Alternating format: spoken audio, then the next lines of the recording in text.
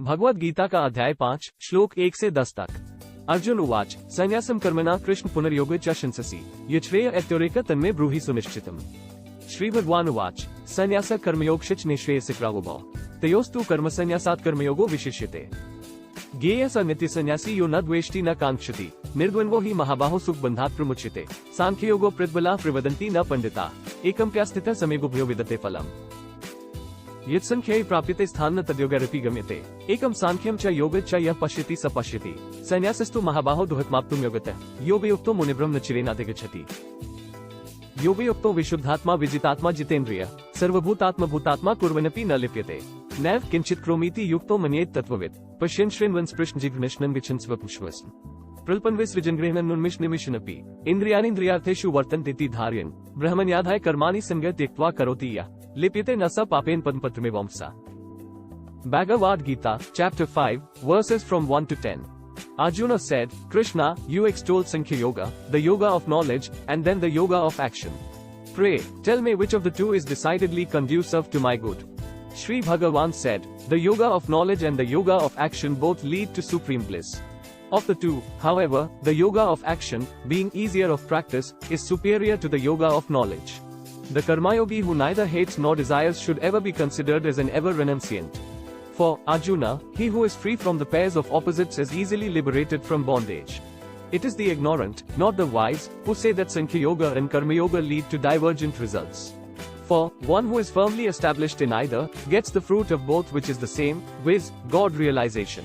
The supreme state which is reached by the Sankhya Yogi is attained also by the Karma Yogi. Therefore, he alone who sees Sankhya Yoga and Karma Yoga as identical so far as their result goes, sees truly. Without Karma Yoga, however, Sankhya Yoga, i.e., renunciation of doership in relation to all activities of the mind, senses and body is difficult to accomplish, whereas the Karma Yogi, who keeps his mind fixed on God, reaches Brahma in no time, Arjuna.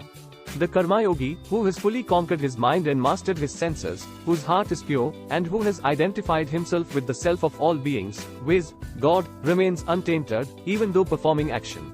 However, the Sankhya Yogi, who knows the reality of things, must believe that he does nothing, even though seeing, hearing, touching, smelling, eating or drinking, walking, sleeping, breathing, speaking, answering the calls of nature, grasping, and opening or closing the eyes, holding that it is the senses alone that are moving among their objects.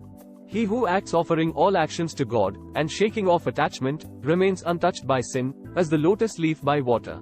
Arjun बोले, हे कृष्ण, आप कर्मों के संन्यास की और फिर कर्मयोग की प्रशंसा करते हैं, इसलिए इन दोनों में से जो एक मेरे लिए भलीभांति निश्चित कल्याणकारक साधन हो, उसको कहिए।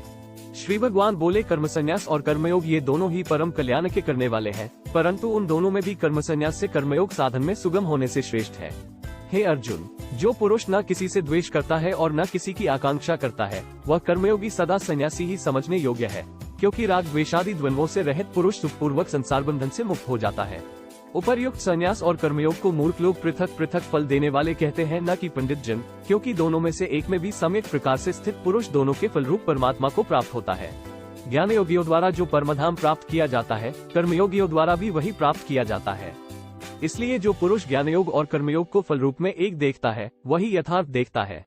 परंतु हे अर्जुन, कर्मयोग के बिना संन्यास अर्थात मन, इंद्रिय और शरीर द्वारा होने वाले संपूर्ण कर्मों में कर्तापन का त्याग प्राप्त होना कठिन है, और भगवत स्वरूप को मनन करने वाला कर्मयोगी परब्रह्म परमात्मा को शीघ्र ही प्राप्त हो जाता है। जिसका मन अपने वश में है, जो जितेंद्रिय एवं विशुद्ध अंतःकरण वाला है, और संपूर्ण प्राणियों का आत्मरूप परमात्मा ही जिसका आत्मा है, ऐसा कर्मयोगी कर्म करता हुआ भी लिप्त नहीं होता।